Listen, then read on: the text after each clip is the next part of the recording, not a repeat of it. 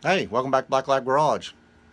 Today we're going to talk about thermostat housings, and the easy way to install this thing, without it falling out because, well, they come out pretty easy.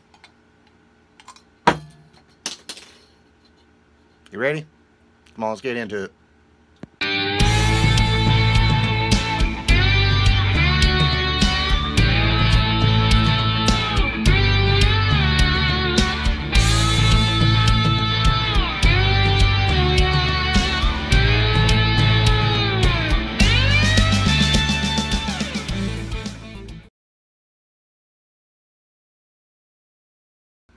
Which I should say, this doesn't just apply to Ford engines. This will apply to any engine that has a 90-degree water outlet. Now, a lot of engines won't have this problem. Take like the 460. Well, it's pretty simple. You lay a thermostat on there and put your gasket down, then put the water outlet on it. Done. The problem is these 90-degree elbows. The 5.0 Mustangs used them. A lot of your old FEs used them, and there's some others. There's a factory 5-liter Mustang intake. Well, you can see it mounts straight up and down. And I've seen people try to glue the thermostats in and everything else, trying to hold them in there. Well, let me show you a really easy way. Now, before I show you how to hold them in there, the easy way, let's talk about thermostats just for a second. Now, this is just a stock Ford thermostat. Because basically from, I think, 66 is when Ford went to the smaller thermostat. Because some of the FEs used a bigger thermostat. It was 65 or 66 when they went to the standard size. So basically, all your Ford V8s are going to use the same thermostat, except for the 351 modified, the 400, and 351 Cleveland. Because you can see there, that's the back of the thermostat for a regular Ford V8. So this will fit 289, 302s, 351 Windsors, 429, 460, and some others. But I mean, that's your 351 Cleveland and 351 modified and 400 has a hat on the back of them. They have to have that hat because that shuts off the water bypass when it opens. Otherwise, your coolant continuously goes into the water bypass if you use one of these style, and it won't shut the water bypass off and force the water, all the water, to go into the radiator and cool off. So they can actually run hotter without that. But anyway, but you can see this one has the jiggler valve that lets the air go on through. Because sitting there like this, your water and stuff is going to be at the bottom flowing, or trying to flow unless it's closed. Okay, your air and foam is going to be at the top of the coolant, and this lets the air go on through. Because I couldn't tell you how many times I hear even well-known people on YouTube saying, I don't know why it's running hot. It must have an air pocket in it or something. It's we've got to bleed the air out of it. How many old timers did you ever hear say, oh, it's got an air pocket in and blah, blah, blah? Buy a good thermostat and you won't have that problem. Now, or make sure your thermostat is turned correctly. And if you do have a thermostat that doesn't have the jiggler valve or a hole, drill a small hole in it, in the plate. Because y'all have seen me do that before on another video. Now you can see this Cleveland thermostat doesn't have a jiggler valve. But if you look real carefully, let me zoom in there. See that little bitty slot right there? Well, that's to let the air go through. So you're okay. I mean, it's small, but it's there.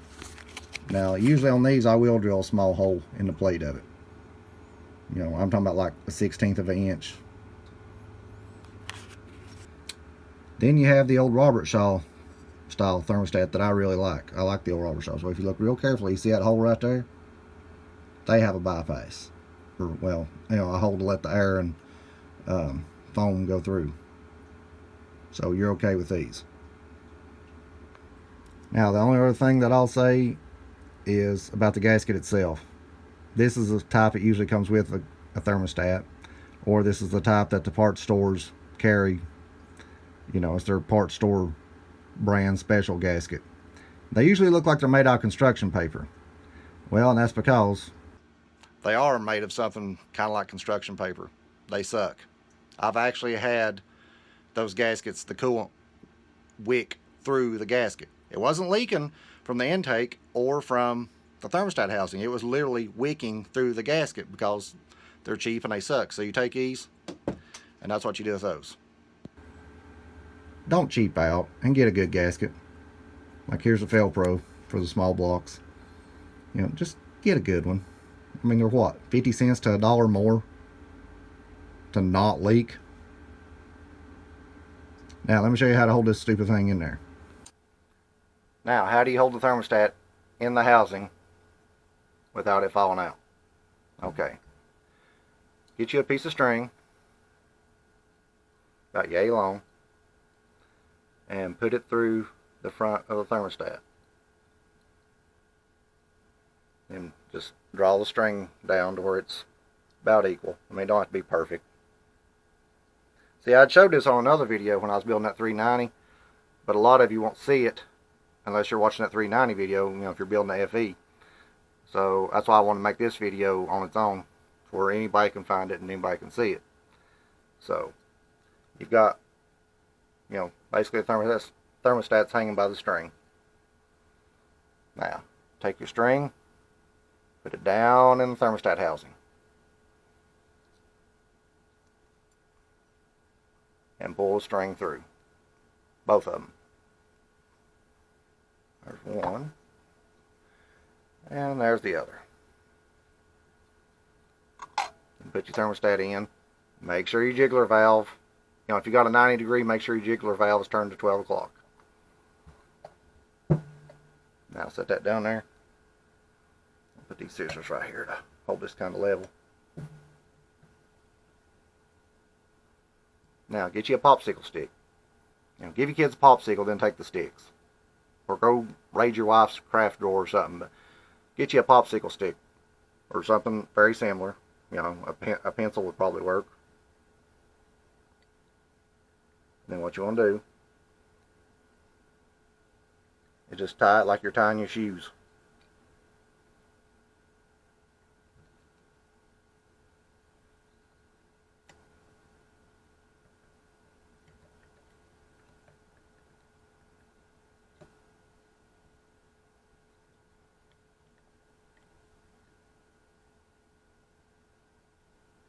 About like that. Okay. Now, take the stick and wind it just like you're trying to start an airplane propeller. You don't have to do it real tight, just where it's snug and it holds there. Make sure that's still at 12. And look.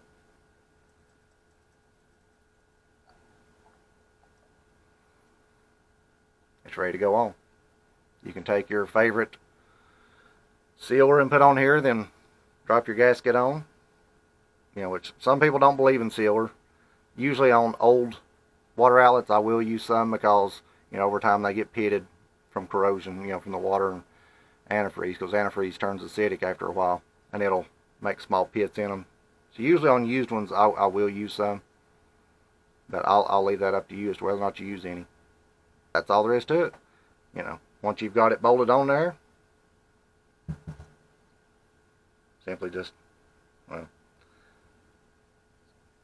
let me pull the string back around there. Untie your shoes. Then take the stick out.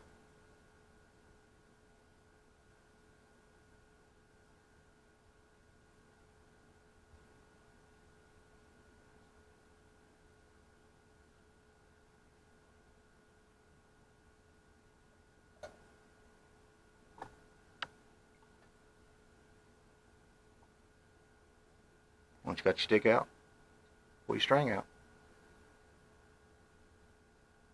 That's it. I mean, I've seen people fight with these things trying to put the thermostats in.